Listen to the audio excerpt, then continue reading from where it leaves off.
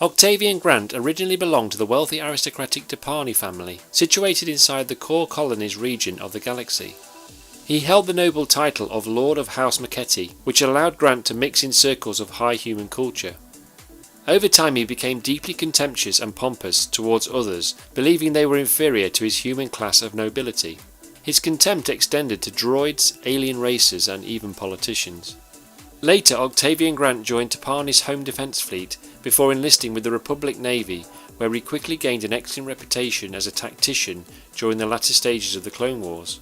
As the Republic reorganised into the Galactic Empire, in 19 BBY, Grant led a very successful campaign of victories against the Trade Federation, in which he gained favour with the Emperor. In 2 BBY, Grant was elevated to the rank of Grand Admiral, where he became one of Palpatine's Circle of 12. The newly appointed Grand Admiral had now become the subject of great attention over the holonet across the Tapani sector as journalists closely followed his movements. Unlike most Grand Admirals, Grant remained focused on his Imperial naval service and chose not to engage in the political arena in an attempt to gain allies across the Empire. Instead, his aristocratic views ensured he continued to hold contempt for aliens, and also Thrawn's promotion to the rank of Grand Admiral was no exception.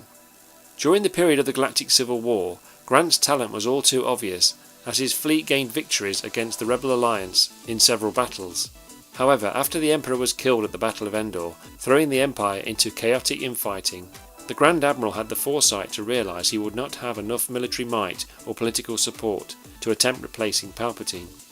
Instead, Octavian Grant opted to seek refuge on board his personal Imperial-class Star Destroyer, the Oriflame, and ventured to the Outer Rim territory known by this time as the Pentastar Alignment, an Imperial remnant controlled by Grand Moff Ardus Kane.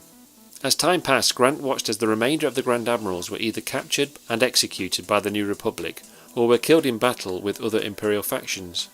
The New Republic were on the hunt for Grant, believing that he was the last Grand Admiral, which of course was not the case, as Grand Admiral Thrawn still remained in the unknown regions at this time.